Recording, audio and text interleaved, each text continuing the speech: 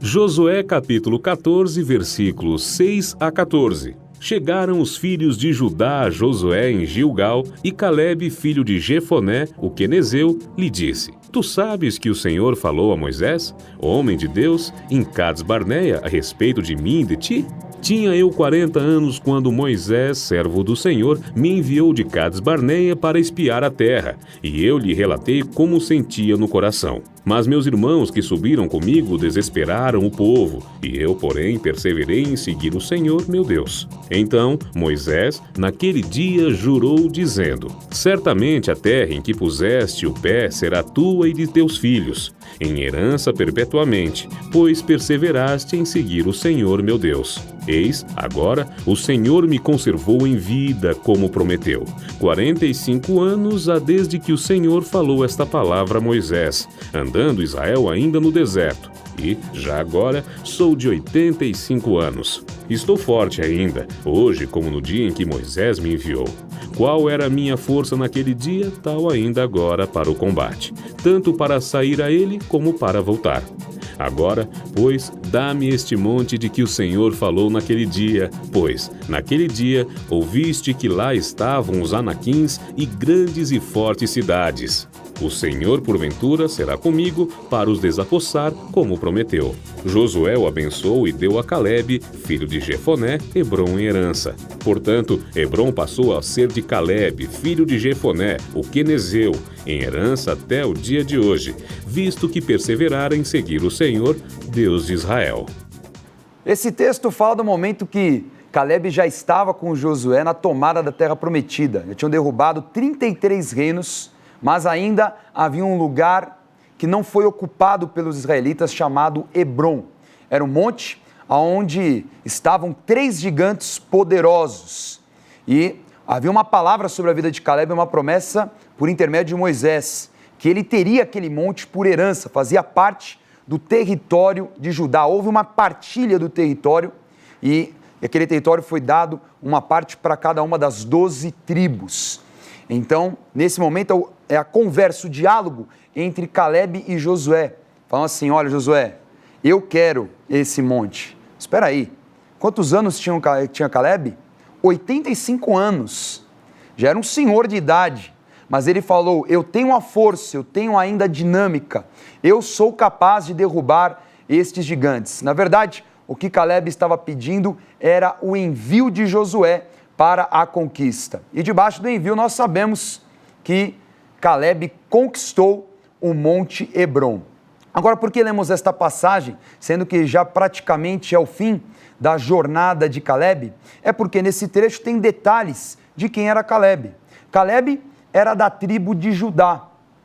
Ele se tornou um príncipe, uma figura representativa, política. Ele era um homem importantíssimo da tribo de Judá e no cenário político do povo de Israel. Josué era o grande líder. Antes dele, Moisés.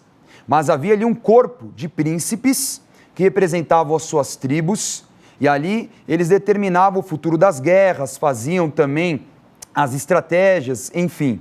E essa importância de Calebe nessa figura na tribo de Judá. Ele era da família dos quenezeus.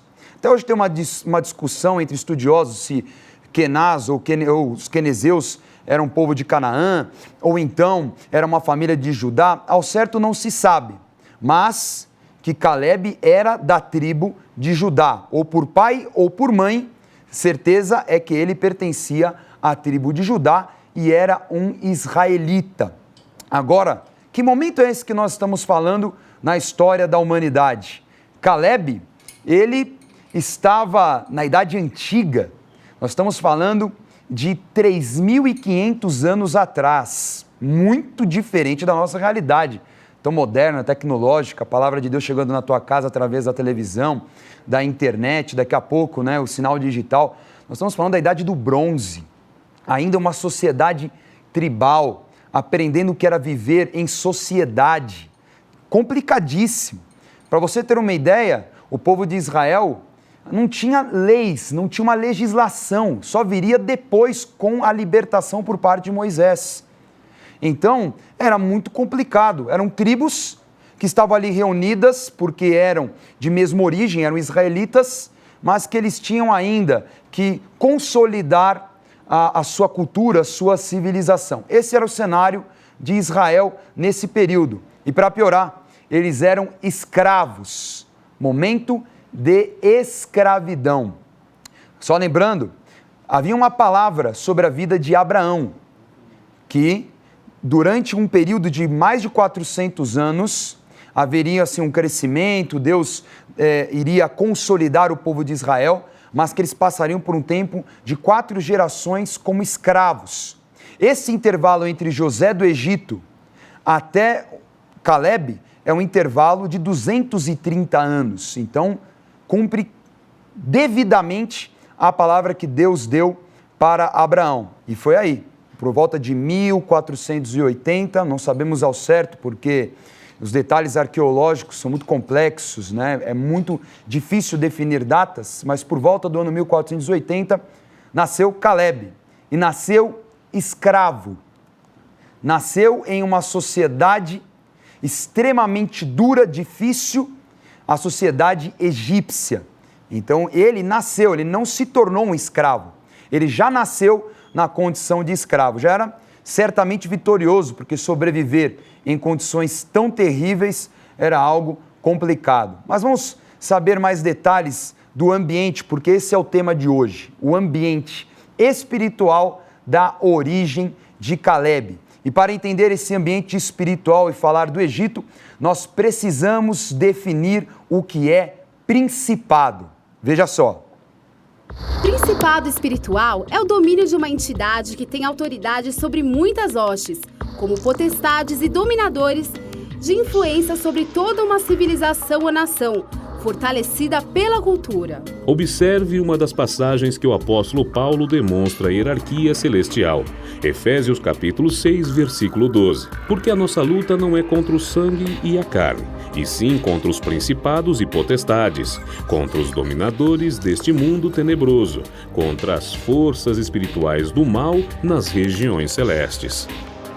Então você viu nessa passagem como o apóstolo Paulo fala para os Efésios como se comporta o mundo espiritual. Então existe uma hierarquia, existem dimensões. Então tanto para os anjos do Senhor, como também para os anjos caídos, existem uma hierarquia, uma organização. Então não é bagunçado não é uma confusão. São organizados como um exército, tem um general, um coronel, um capitão, um sargento e assim por diante, até um soldado. E é mais ou menos isso que acontece também com os anjos caídos. O que é um principado? O principado é como se fosse um grande general, responsável por um exército de anjos caídos. Então o principado, ele está diretamente relacionado a um território a qual ele domina pela cultura dessa civilização. Então as civilizações, elas surgem ao longo da história da humanidade com uma cultura própria. É tão impressionante que elas se apegam a fenômenos da natureza para determinar divindades.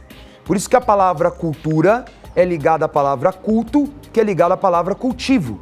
Ou seja, a cultura está ligada ao cultivo da terra, ou seja, tudo que era determinado pela cultura estava baseado também na economia, na sobrevivência.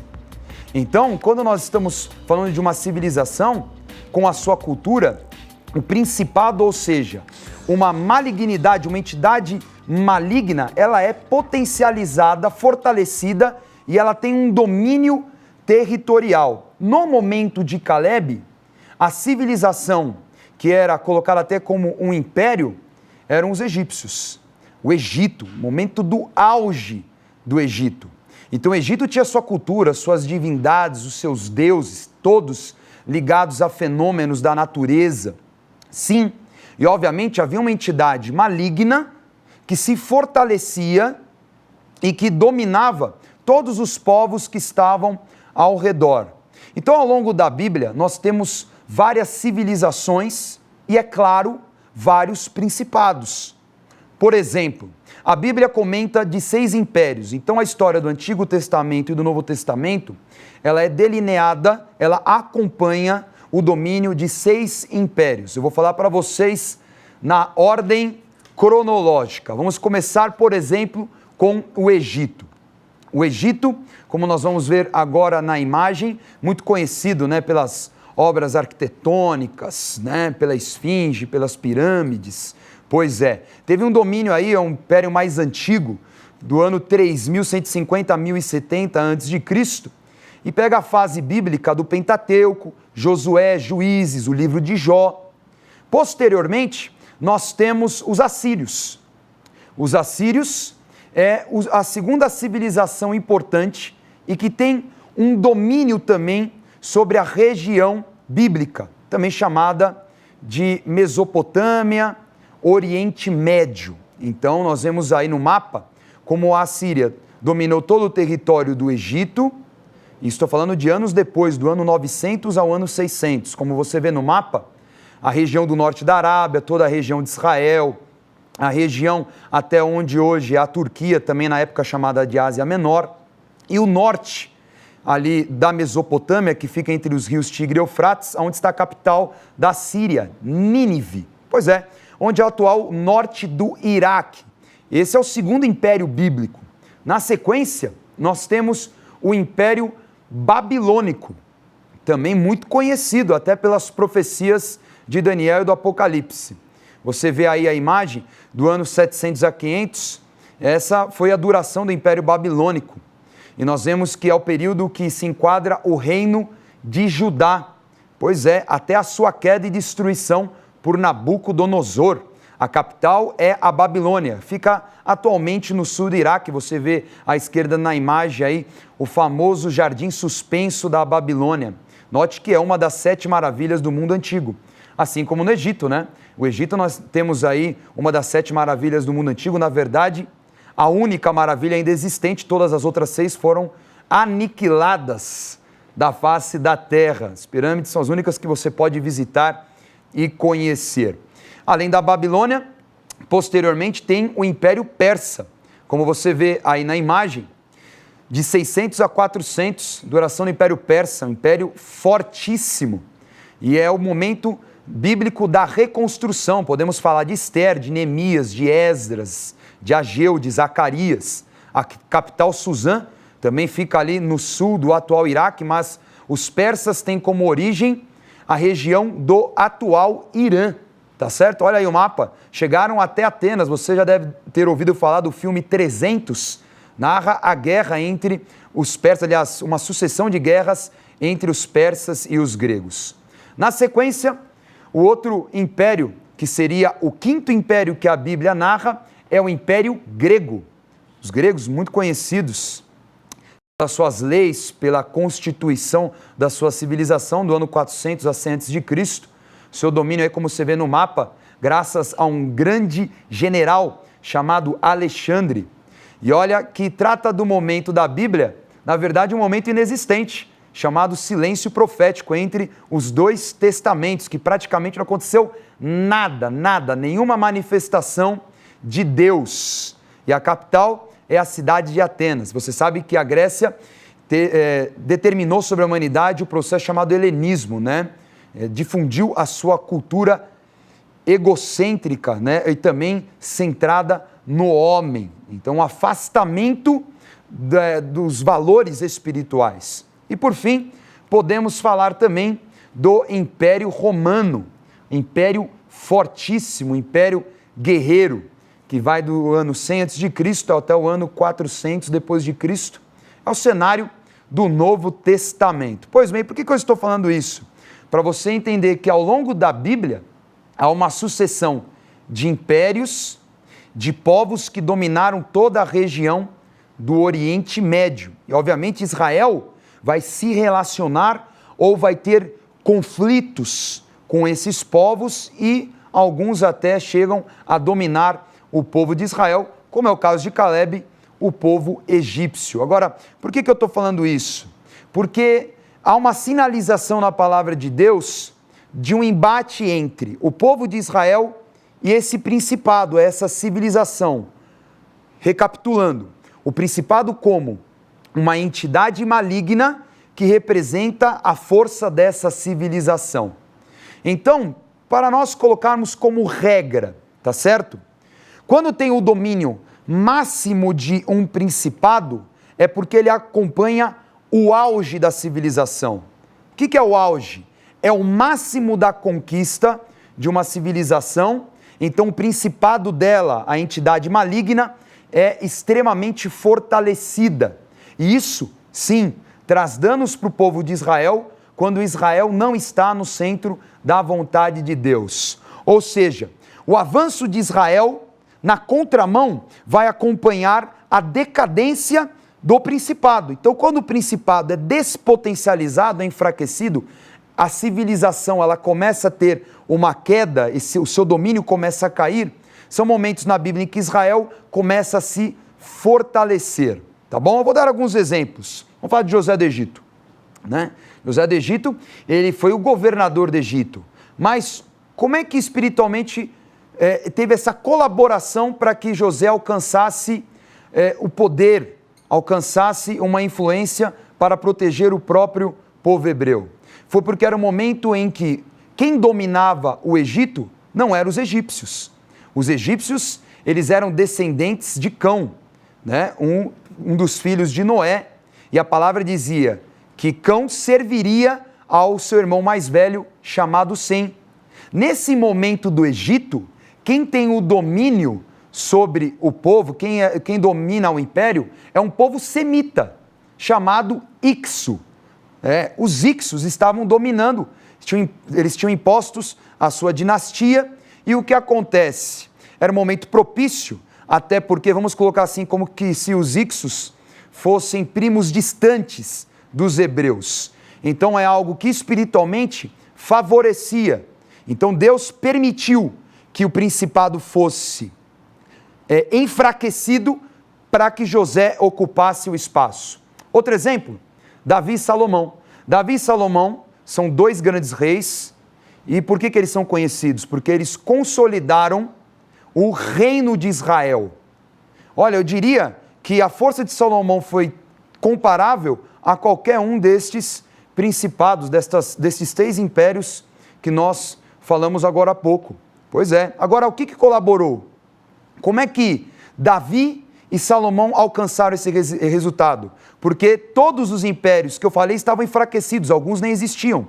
Não havia nesse momento da humanidade um império que dominava toda a região do Oriente Médio. Interessantíssimo isso. Então você vê o enfraquecimento, a ausência do principado, a colaboração para que Davi constituísse o povo de Israel como um reino. Pois é, outro exemplo que nós podemos dar é Daniel. As visões de Daniel e a liberação que começa a acontecer para a restauração e reconstrução de Israel acontece na queda do Império Babilônico e surgimento do Império Persa. E tem mais. Quando é que se completou a reconstrução de Jerusalém? Com Neemias.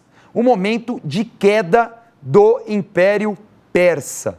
E mesmo com o Império Grego surgindo, eles estavam enfraquecidos porque eles estavam numa guerra civil chamada Guerra do Peloponeso. Pois é, muito dado histórico. E você me pergunta, poxa bispo, por que tanta informação?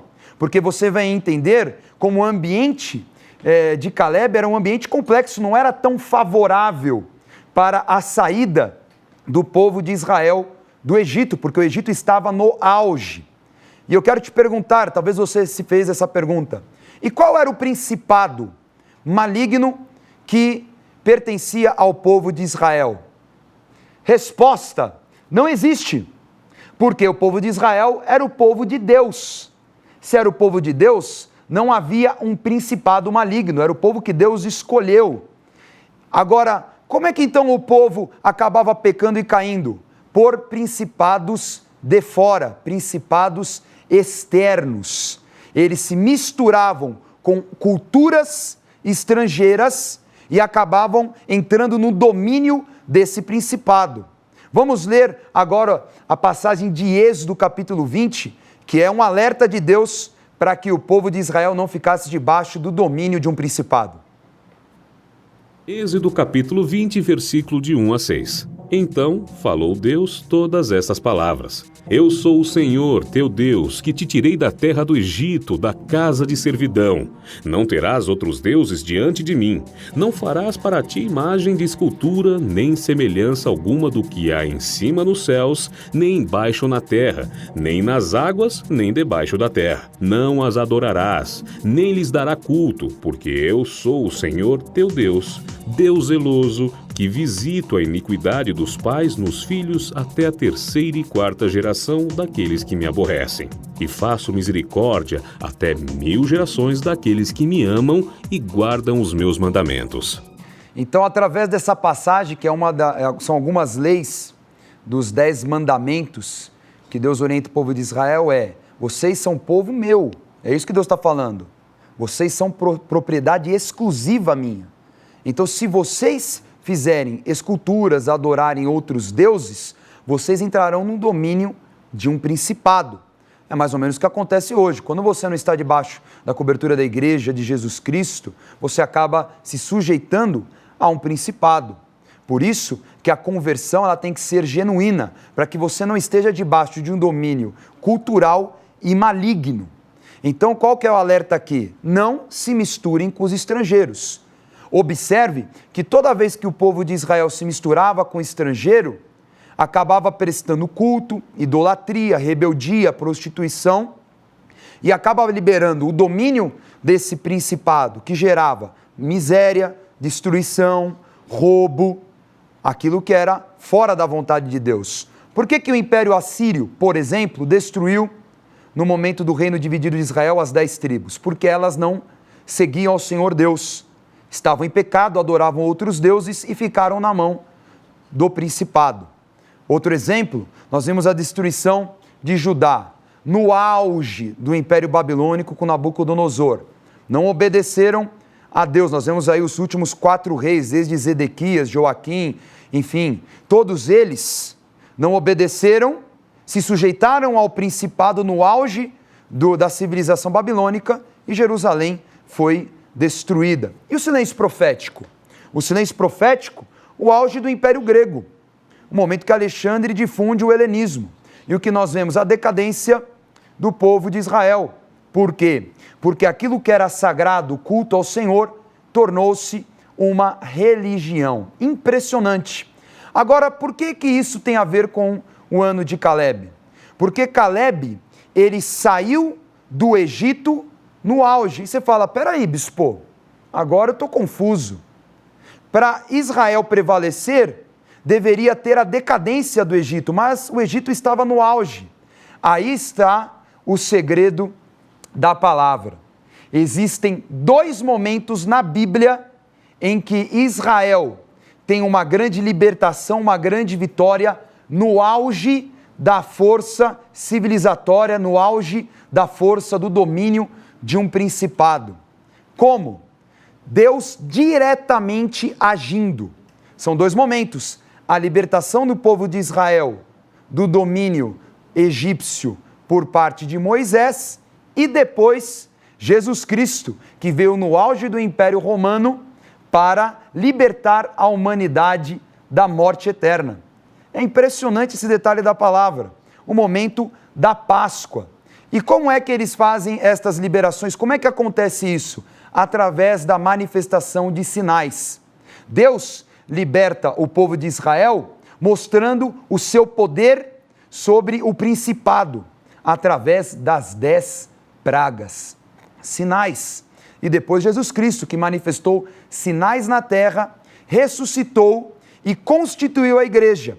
Tão importante dado histórico, porque à medida que a igreja cresce, o Império Romano começa a entrar em decadência a um ponto que colocam o cristianismo como a sua religião oficial no século IV depois de Cristo. Pois bem, o que eu quero falar para você é que nós temos autoridade sobre os principados através de Jesus Cristo. Quer saber como? Vamos ler Efésios capítulo 1. Vamos lá. Efésios capítulo 1, versículos 20 a 22. o qual exerceu ele em Cristo, ressuscitando dentre os mortos e fazendo-o sentar à sua direita nos lugares celestiais, acima de todo principado e potestade, e poder, e domínio, e de todo nome em que se possa referir, não só no presente século, mas também no vindouro. E pôs todas as coisas debaixo dos pés, e para ser o cabeça sobre todas as coisas, o deu à igreja. Então, quem tem autoridade sobre principados? A igreja, através do nome de Jesus Cristo. Por que isso é tão valioso para o ano de Caleb? Porque você tem que viver uma conversão genuína. Por que Caleb entrou na terra prometida e conquistou toda a sua promessa? E aquele povo que saiu do Egito não? Porque eles tinham a mente de escravos, sim, mas mais do que isso, eles estavam sujeitos ao principado do Egito. Agora, Caleb falou, eu não estou debaixo da escravidão do principado do Egito. Eu estou debaixo da cobertura de Deus, do Deus Todo-Poderoso. Então, eu não sou mais egípcio escravo. Eu sou propriedade, eu sou povo de Deus. Esse foi o diferencial e é por isso que ele cruzou o deserto e alcançou a sua promessa. Assim, nós estudamos hoje o ambiente espiritual ao qual Caleb estava vivendo. A vitória do Deus Todo-Poderoso contra o principado do Egito. E é claro, Caleb, ele não ficou mais preso ao seu passado, mas ele caminhou para a soberana vocação que estava na palavra e na promessa do Senhor. Muito bem, essa foi a aula de hoje. Durante a semana falaremos mais sobre a figura de Caleb. Você acompanha agora o quadro Acontece. Não perca a oportunidade de se aperfeiçoar mais no conhecimento da Palavra de Deus e desenvolver seu ministério. Participe dos cursos do Centro de Estudos Apostólico. Para mais informações, acesse ceaapostólico.com.br ou entre em contato pelo telefone 11 3203 0641. Mais uma dica: em todas as igrejas Renascer em Cristo acontece nesta semana a campanha de guerra espiritual para quebrar laços espirituais invisíveis, às 8 da noite de terça a sábado. Você vencerá em cada dia o laço do medo, do engano, da intimidação, da insegurança e da morte. Para saber qual igreja mais próxima de você, acesse o site igospel.org.br ou entre em contato pelo telefone 11 4003 0512.